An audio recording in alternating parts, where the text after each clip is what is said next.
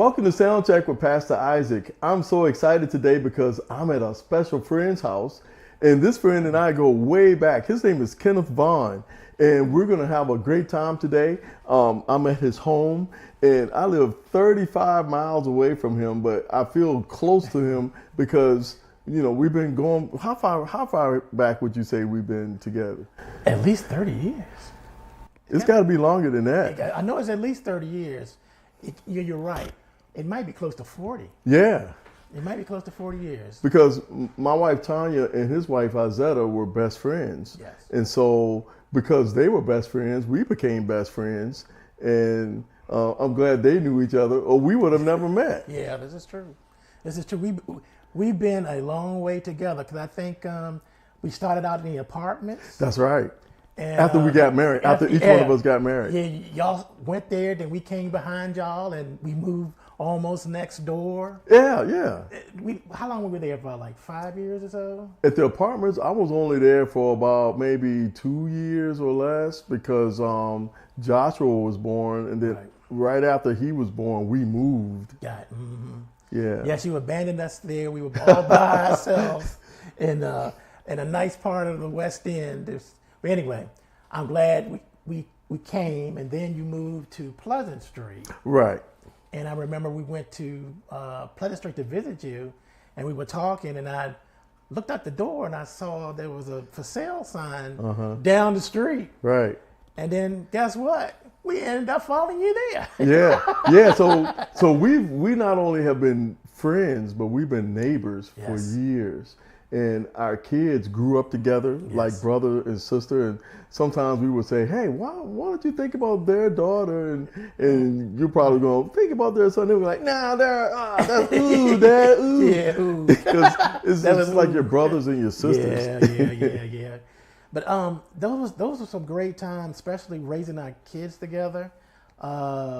It was true, being with God and having you and Tanya there. Yeah. It was just wonderful, and you felt safe. Right. And I know if we weren't there, that y'all always would have our back. I gotta get him to tell this story. I used to do praise rehearsals on Tuesday nights, and so I would be there by myself with the worship team, but Tanya would be home with the kids, and at the time I think it was just Joshua and Aaron at the time. You know the rest of that story because you all had to tell me about it. I'm trying to think. When she had to give you a call because something was going on with the house. I'll refresh this memory. It's been so long ago. This was the thing. There were no cell phones. She couldn't call me to say, hey, there's something going on. And so she thought somebody was in the house because the lights kept coming on. Yes. And so she called Kenneth to come down and check out the house. Tell them what you came down there with. I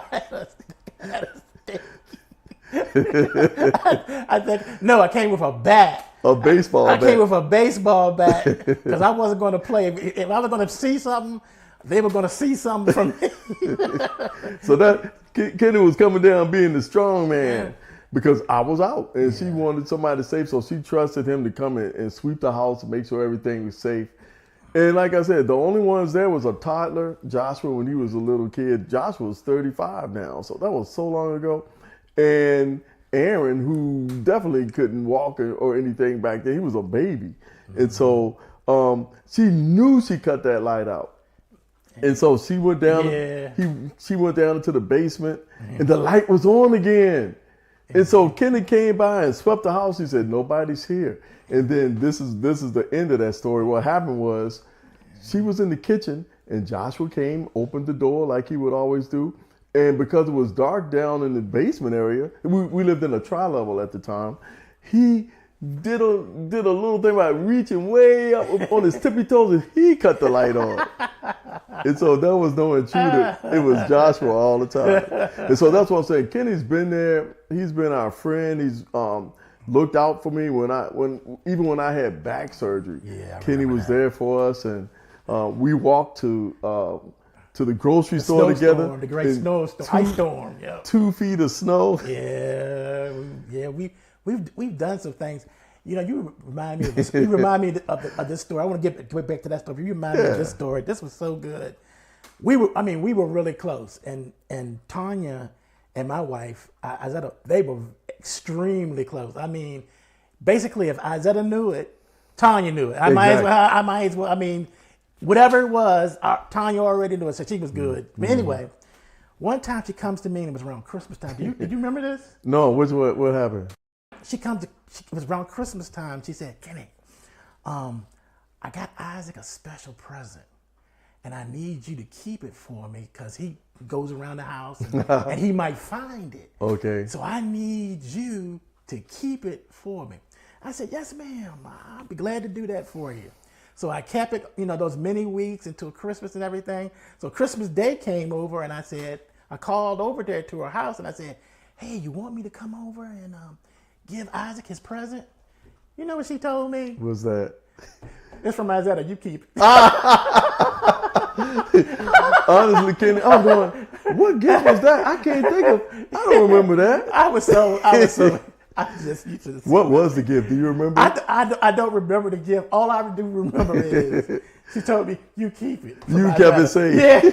Yeah. And I was keeping it safe for Isaac, but it was mine all the time. That's how tight. That's how tight we were. We were very tight. I was so glad because especially I'm from basically the west end of town, Henrico, and I'm not really I wasn't from the East End. East End was like, ooh, and it was nice to have. Hey, what's wrong with the East End? What's wrong with the?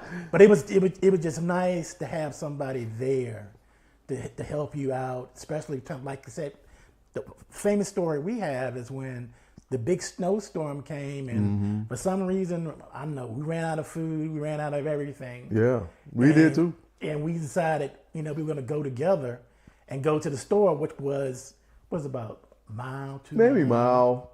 But the thing was, we couldn't get our cars off the driveway because it was about a foot of snow, maybe 2 feet. I think it was about 2 feet of snow. So me and him get up, put on all our clothes, 'cause it was cold. Yeah. Get our clothes, and we out there going there like explorers. Right. In the Arctic somewhere.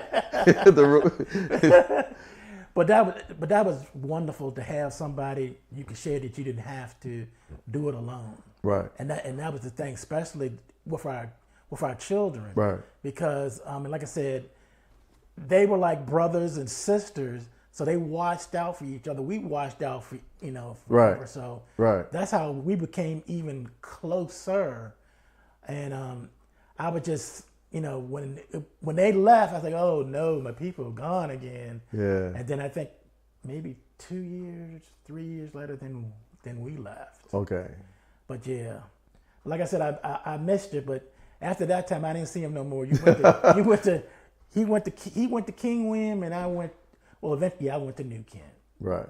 But yeah. So. And we're still in those locations now. But the great thing is we serve the same God. Yes. And because we serve the same God, we've been at the same church for all these years. What year did you come to Abundant Life? I believe I came in 87, 88. I was there in 1986. We've still been there. Yeah. We were just Brother Kenny, Brother Isaac back in the day. We weren't trying to go for any particular office, and because of the faithfulness God had put in us, God promoted us to do other things to help ministry, not again to boast on ourselves. Right. But Kenny's one of the elders at our church, and you see, I've been elevated to be a pastor, but at the same time, we're no better than anybody else. We're just people that love God, and wanted to worship Him and to help others to learn how to do that. Yes. And have an opportunity to